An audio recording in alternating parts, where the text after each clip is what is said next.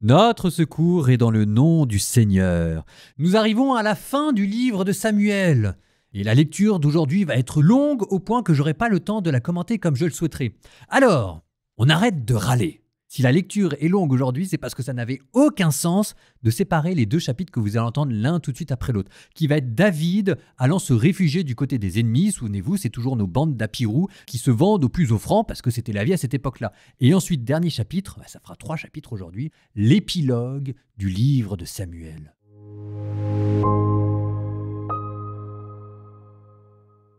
Les Philistins rassemblèrent toute leur armée à Hachek, tandis qu'Israël campait à la source qui est dans la plaine de Yisraël. Les princes des Philistins défilaient avec leurs troupes de centaines et de milliers. David et ses hommes, avec Achish, défilaient en dernier. Les princes des Philistins demandèrent « Ces Hébreux, qui sont-ils » Achish leur dit alors « C'est David, le serviteur de Saül, roi d'Israël. Il est avec moi depuis 1 an ou 2. Je n'ai pas trouvé la moindre chose à lui reprocher du jour de son ralliement jusqu'à maintenant. » Mais les princes des Philistins s'emportèrent contre lui et lui dirent « Renvoie cet homme et qu'il retourne dans le lieu que tu lui as assigné, mais qu'il ne descende pas avec nous au combat. Il se changerait en adversaire. Avec quoi celui-là pourrait-il regagner la faveur de son maître, sinon avec les têtes des hommes que voici? N'est-il pas ce David pour qui l'on dansait en se renvoyant ce refrain « Saül a tué ses milliers et David ses dizaines de milliers ?» Achish appela David et lui dit « Par la vie du Seigneur, tu es un homme droit. Je prends plaisir à partir en campagne et à revenir avec toi, car depuis le jour où tu es venu chez moi jusqu'à maintenant, je n'ai rien trouvé de mauvais en toi. Mais tu déplais au prince. Retourne donc et va en paix. Ainsi tu ne feras rien qui soit mauvais aux yeux des princes des Philistins. » David dit à Achish « Mais qu'ai-je donc fait ? Qu'as-tu trouvé en ton serviteur depuis le jour où je me suis présenté à toi jusqu'à maintenant ? Pourquoi ne puis-je aller combattre les ennemis de mon seigneur le roi ?» Achish répondit à David « À mes yeux, tu es bon, comme un ange de Dieu, je le sais. » Seulement les princes des Philistins ont dit « Il ne montera pas avec nous au combat. » Alors lève-toi de bon matin, toi et les serviteurs de ton maître qui sont venus avec toi. Oui, levez-vous de bon matin et dès qu'il fera jour, partez.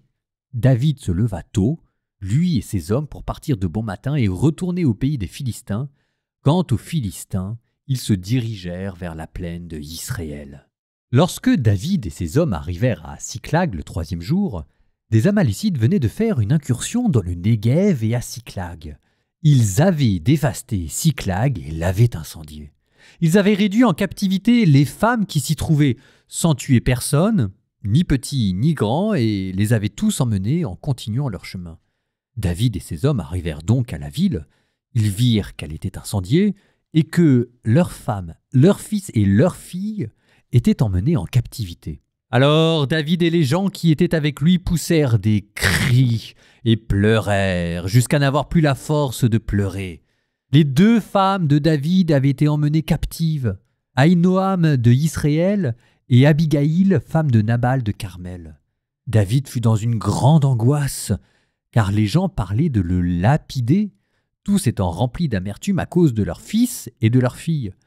Mais David reprit courage par le Seigneur son Dieu. David dit au prêtre Abiatar, fils d'Ahimelech, « Apporte-moi donc l'éphod. » Abiatar apporta l'éphod à David. David interrogea le Seigneur, « Si je poursuis cette bande de pillards, pourrais-je les atteindre ?» Et il lui dit, « Poursuis, sûrement tu atteindras, sûrement tu délivreras. » David partit ainsi que les 600 hommes qui étaient avec lui, et ils arrivèrent au torrent de Bézor. Les autres étaient restés à Siklag. David continua la poursuite avec 400 hommes, tandis que 200 restaient sur place, étant trop fatigués pour traverser le torrent de Bézor. On trouva dans la campagne un Égyptien. On l'amena auprès de David, puis on lui donna du pain qu'il mangea, et on lui fit boire de l'eau, on lui donna encore du gâteau de figues et 2 gâteaux de raisins secs. Après avoir mangé, il retrouva ses esprits. En effet, il n'avait rien mangé ni bu depuis 3 jours et 3 nuits. David lui demanda « À qui appartiens-tu et d'où es-tu » Il répondit « Je suis un jeune Égyptien, esclave d'un Amalécite. Mon maître m'a abandonné il y a 3 jours parce que j'étais malade. C'est nous qui avons fait une incursion au Néguev des Kérétiens contre le Néguev de Juda et contre celui de Caleb, et nous avons incendié Siclag. » David lui dit, « Veux-tu me conduire jusqu'à cette bande ?» Il répondit, « Jure-moi par Dieu que tu ne me feras pas mourir et ne me livreras pas entre les mains de mon maître. Alors je te conduirai jusqu'à cette bande. » Il le conduisit donc. Voici que les Amalicites étaient éparpillés sur toute l'étendue du pays, mangeant, buvant, faisant la fête avec l'énorme butin qu'ils avaient pris au pays des Philistins et au pays de Juda. David les combattit depuis l'aube jusqu'au soir du lendemain. Aucun d'eux n'en réchappa, sinon 400 jeunes gens qui s'enfuirent à dos de chameau. David délivra tous ceux qu'Amalek avait pris. Il délivra ainsi ses 2 femmes. Il ne manqua personne, ni petit ni grand, aucun fils ni aucune fille, ni la moindre chose du butin de tout ce qui leur avait été pris. David ramena le tout. David prit tout le petit et le gros bétail. Ceux qui précédaient ce troupeau pour le conduire disaient « Voilà le butin de David ». David arriva près des 200 hommes, trop fatigués pour le suivre, et qui étaient restés au torrent de Bésor. Ils se portèrent à la rencontre de David et de sa troupe. David s'avança avec sa troupe et les salua. Mais parmi les hommes qui avaient accompagné David, ce furent tous les méchants et les vauriens qui prirent la parole et dirent « Et puisqu'ils ne sont pas venus avec nous, on ne leur donnera rien du butin que nous avons récupéré, si ce n'est à chacun sa femme et ses enfants, qu'il les emmène et qu'ils s'en aillent. » Et David déclara « Non, vous ne ferez pas cela, mes frères. Avec ce que le Seigneur nous a donné, il nous a gardés, il a livré entre nos mains la bande qui nous avait attaqués. Qui pourrait vous écouter sur ce point? En effet, comme est la part de celui qui descend au combat, ainsi est la part de celui qui reste au bagage. Ils partageront entre eux. » À partir de ce jour, David en fit pour Israël une règle, un droit, qui vaut encore aujourd'hui.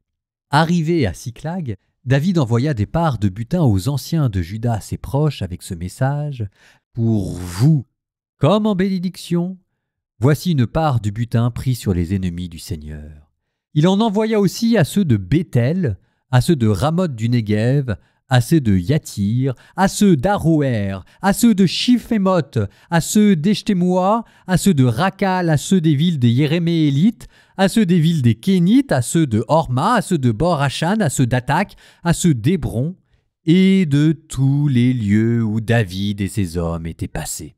Les Philistins livraient bataille à Israël. Les hommes d'Israël s'enfuirent devant les Philistins et tombèrent, frappés à mort, sur le mont Gelboé. Les Philistins rattrapèrent Saül et ses fils. Ils frappèrent Jonathan, Abinadab et Malki-Shoua, les fils de Saül. Le poids du combat se porta vers Saül. Les tireurs d'arc le surprirent. Il fut gravement blessé par les tireurs. Saül dit à son écuyer « Tire ton épée et transperce-moi, de peur que ces incirconcis ne viennent me transpercer et se jouer de moi. » Mais son écuyer refusa, tant il avait peur. Alors Saül prit son épée et se jeta sur elle. Quand l'écuyer vit que Saül était mort, il se jeta lui aussi sur son épée et mourut avec lui. Ainsi, ce jour-là, Saül, ses 3 fils et son écuyer, avec tous ses hommes, moururent ensemble. Les hommes d'Israël qui se trouvaient de l'autre côté de la vallée, et ceux qui étaient de l'autre côté du Jourdain, virent que leurs troupes avaient pris la fuite et que Saül et ses fils étaient morts. Ils abandonnèrent leur ville et s'enfuirent. Alors les Philistins vinrent s'y installer. Le lendemain, les Philistins, venus pour dépouiller les morts, trouvèrent Saül et ses 3 fils, gisant sur le mont Gelboé. Ils lui coupèrent la tête et le dépouillèrent de ses armes. Puis ils envoyèrent à la ronde dans le pays des Philistins porter la bonne nouvelle dans la maison de leur idole et parmi le peuple. Ils déposèrent ses armes dans la maison des Astartés et clouèrent son corps sur le rempart de Beth-Shean. Les habitants de Yabesh de Galaad apprirent ce que les Philistins avaient fait à Saül. Alors tous les hommes de valeur se mirent en route et marchèrent toute la nuit, Ils enlevèrent du rempart de Beth-Shean le corps de Saül et ceux de ses fils. Ils revinrent à Yabesh et y brûlèrent les corps. Ils prirent ensuite leurs ossements, les ensevelirent sous le tamaris de Yabesh et jeûnèrent pendant 7 jours.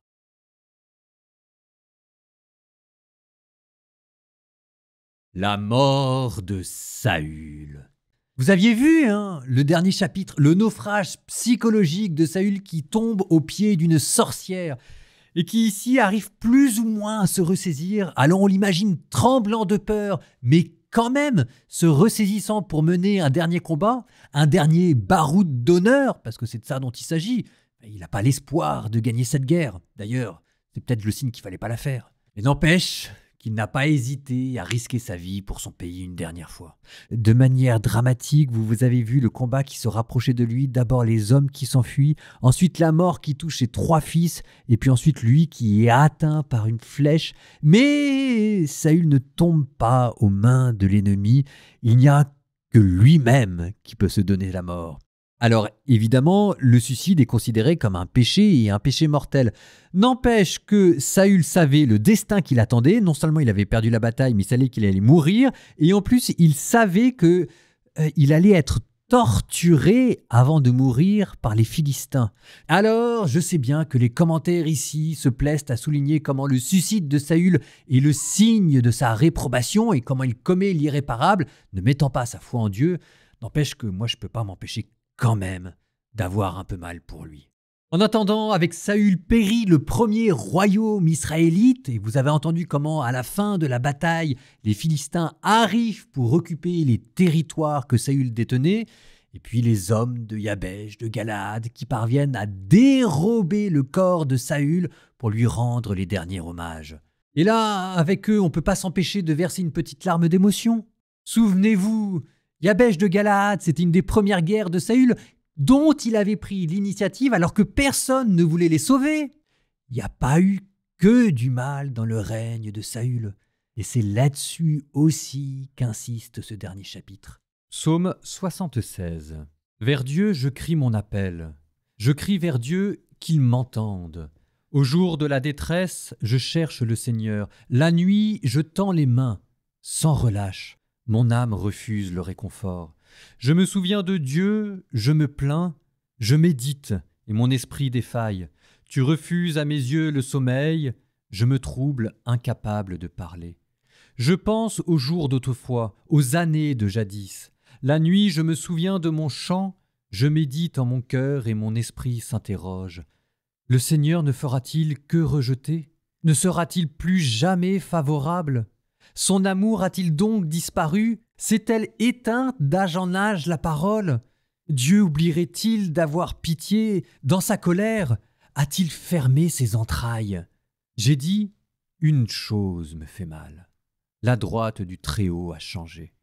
Je me souviens des exploits du Seigneur, je rappelle ta merveille de jadis, je me redis tous tes hauts faits.